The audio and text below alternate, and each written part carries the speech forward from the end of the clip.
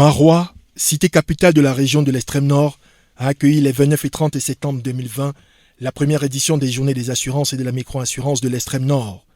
Événement inédit, accueilli avec ferveur par les divers acteurs socio-économiques, voire politiques de la région du Septentrion en général.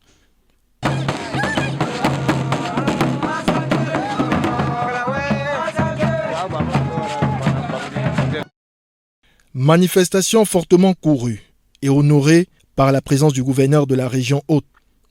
Les présentes assises qui se situent à l'aube d'une nouvelle ère et sont pour nous le socle par excellence de la contribution d'une société moderne résolument départie des pratiques archaïques qui nous retardent et empêchent l'épanouissement intégral de nos populations. Elle vise substantiellement et de façon concrète l'intéressement des populations de notre circonscription administrative à l'industrie d'assurance. Une initiative sous l'onction bienveillante de la tutelle du ministère des Finances. Protéger les populations du Septentrion par l'assurance de masse est le thème retenu pour ces travaux. C'est dire, nous croyons, l'importance des attentes qui y sont placées, dont deux au moins retiennent d'ores et déjà notre attention et nous pensons qu'il faut s'appesantir là-dessus.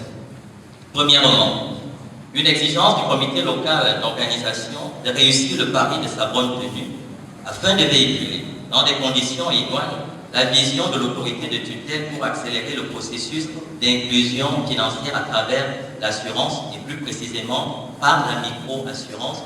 Les journées portes ouvertes de l'assurance sont aussi pour nous une belle occasion pour solliciter davantage l'implication des assureurs dans le développement du Cameroun.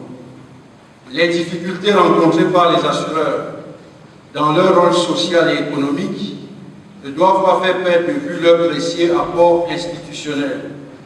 Nous sommes ravis de la présente initiative du ministère des Finances qui constitue au niveau régional un complément à la conférence internationale sur l'assurance inclusive.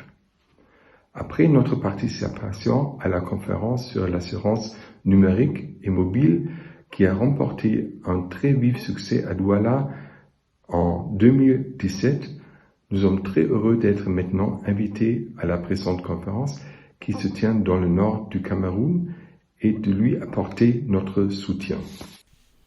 Forum à vocation didactique, ces premières journées des assurances et de la micro-assurance de l'extrême nord auront été marquées du sceau d'une véritable interactivité entre les populations, cibles et privilégiées, et les experts commis à cet effet. S'agissant de microfinance, des MF, ils ont fait leur temps.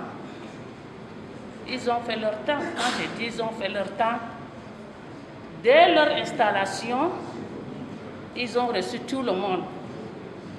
Mais après le temps, ils ont réussi. Beaucoup ont bénéficié. Mais maintenant, là où nous parlons, le pauvre n'a plus accès. Disons la vérité. S'ils sont ici, là, le pauvre n'a plus l'accès. Quand tu te présentes devant une microfinance, il faut passer là-bas peut-être 100 fois 2 ans pour avoir 1 million.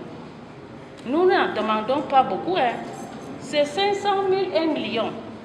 Mais tout ce que tu vas dépenser pour tes déplacements, dépense même cet argent. C'est ça le problème. On n'a plus accès facilement aux microfinances. Et les intérêts. Le secteur de la microfinance est un secteur réglementé. Et c'est un secteur qui a des exigences et il faut pas perdre que c'est une profession. Donc il y a des contraintes qui s'appliquent aux établissements de microfinance dès lors qu'il s'agit de donner le crédit. Et ceci pourquoi? Le crédit que l'établissement de microfinance donne à un demandeur X, ce n'est pas son argent. C'est le dépôt d'une multitude de personnes qui a été récoltée. La microfinance ne fait que dans l'intermédiation financière.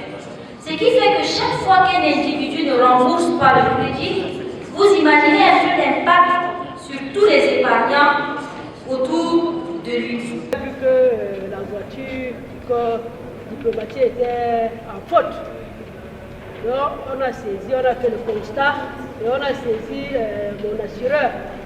Il me demandait de chercher l'adresse de ce véhicule qui m'a cogné.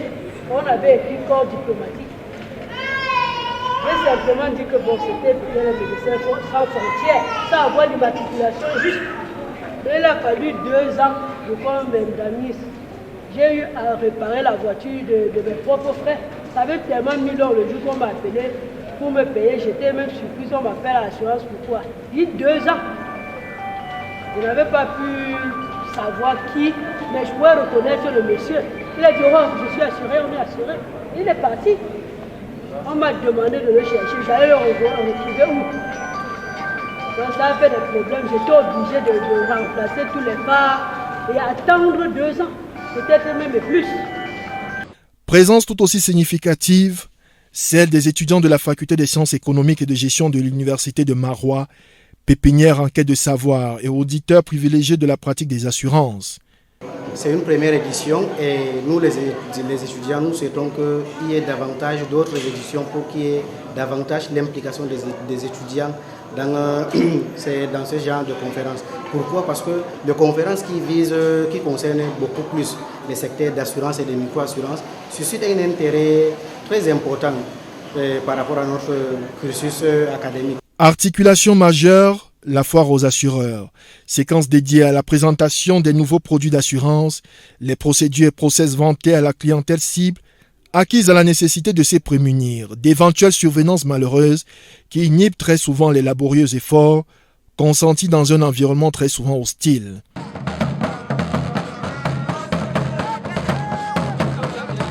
Actuellement, l'assurance est peu développée dans l'extrême nord.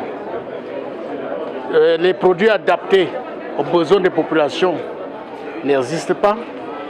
Il y a vraiment un grand travail de sensibilisation à faire par les assureurs et les différents intermédiaires pour sensibiliser les populations. Nous sommes d'accord partis avec les pouvoirs publics qui ont mis sur pied des textes réglementaires pour permettre à la micro-assurance d'être vulgarisée. Nous sommes partie prenante, nous sommes venus, nous avons pris les doléances, nous avons pris les préoccupations des clients, de la population sur place et nous allons remonter tout ça à la hiérarchie pour que, ensemble, nous puissions mettre sur pied des produits vraiment indiqués à toutes ces couches de population qui sont nécessitées pour l'inclusion de l'assurance vie auprès de toutes les composantes de notre pays. Nous souhaitons que le ministère en charge des assurances crée ici dans le Grand Nord une école d'assurance. Ça, c'est important. Il faudrait également que les assureurs proposent aux assurés bénéficiaires de contrats des produits, n'est-ce pas, qui sont adaptés à leur milieu. L'assurance agricole, qui est un nouveau produit pour les producteurs, est une bonne initiative qui permettra aux agriculteurs de ne plus être seuls à supporter les risques inhérents à la pratique agricole.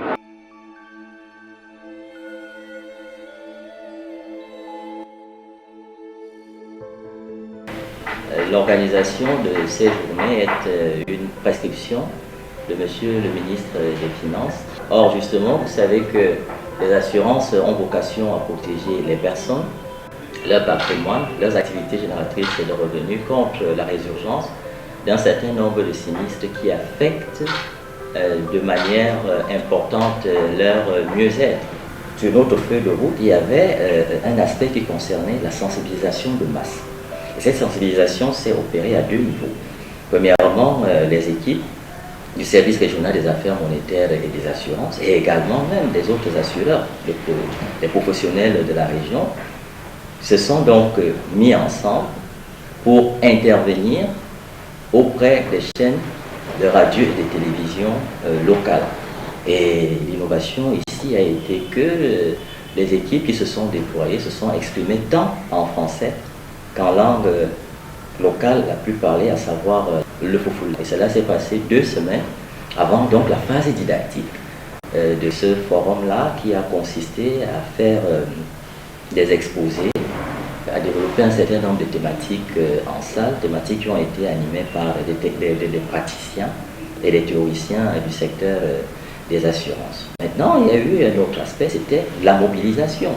La mobilisation, est-ce que nous avons réussi à drainer au niveau du site un maximum de personnes qui nous fait croire que les invitations que nous avons lancées, les explications que nous avons faites préalablement dans les chaînes de télévision ont été entendues?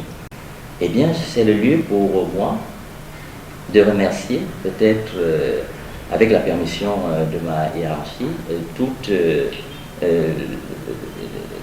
les leaders d'opinion et de toutes les sensibilités qui ont perçu l'intérêt de ce que nous voulions faire, l'intérêt de ce que la haute hiérarchie voulait faire en termes de protection des couches sociales, y compris les couches sociales les plus défavorisées, qui se sont donc, je ne voulais pas dire associés à nous, mais qui nous ont appuyés pour drainer le maximum de personnes.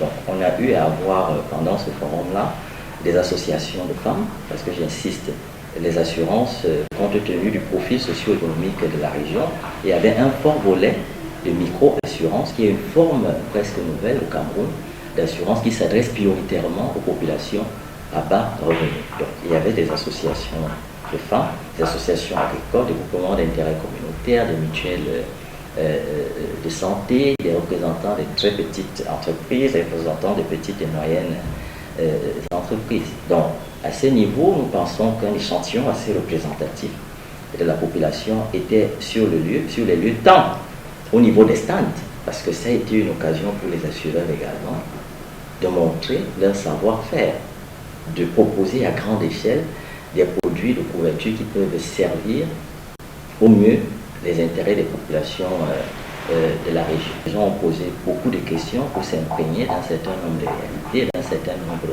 de contours, avec un accent que nous avons tenu à mettre sur les procédures inhérentes à l'activité d'assurance.